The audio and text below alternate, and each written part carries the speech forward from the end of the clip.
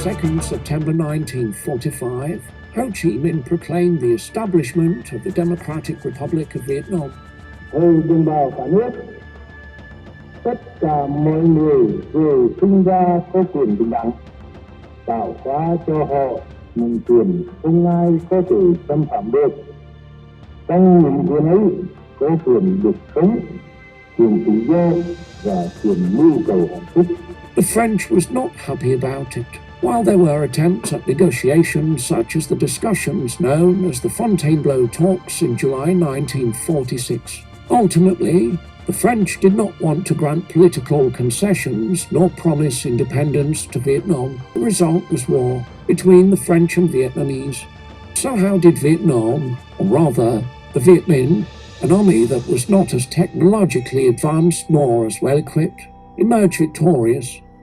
To find the reason, we need to look further back into Vietnamese history. The Vietnamese population had experienced significant hardships under French colonial rule, leading to resentment towards the French, particularly due to their collaboration with the Japanese during the occupation. This collaboration exposed the French as less formidable than they portrayed themselves to be. Additionally, following the war, Ho Chi Minh and the Viet Minh initiated reforms in the Viet Bac region, which positively impacted the lives of the local population. These reforms included redistributing confiscated land to peasants, thereby addressing issues of land inequality, and launching education campaigns that significantly raised literacy levels. The locals actively supported and provided the Viet Minh with essential supplies, valuable intelligence, informative reports, and manpower to combat the French forces. This gave the Viet Minh an advantage over the French forces who lacked the support of the people.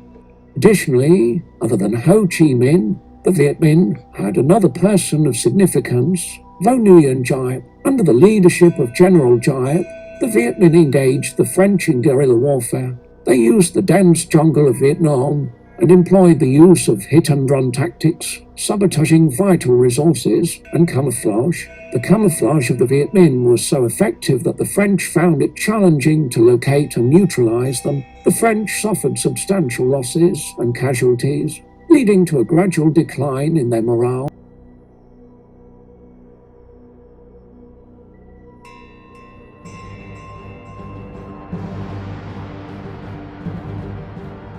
A decisive battle, Dien Bien Phu, was deep within the enemy territories. The French had planned to fortify Dien Bien Phu and lure the Viet Minh onto the newly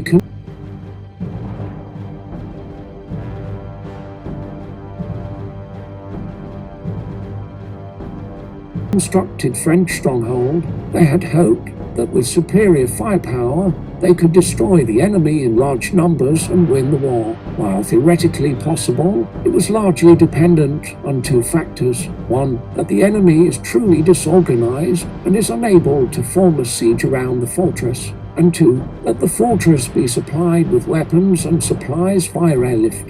However, the rainy season made it difficult for the French to obtain supplies and reinforcements by parachute. The situation was made worse by the non-stop assault of anti-aircraft artillery by the Viet Minh. The location of the military base at the Dien Bien Phu also exposed the French to attack, as it was located at the bottom of a valley surrounded by jungle. This meant that the Viet Minh artillery could easily pound French forces to rain attack on the base, while the French were unable to locate the Viet Minh in the camouflaged jungle. After 2 months of siege, the French surrendered. The following was the alleged last radio message sent from the French base.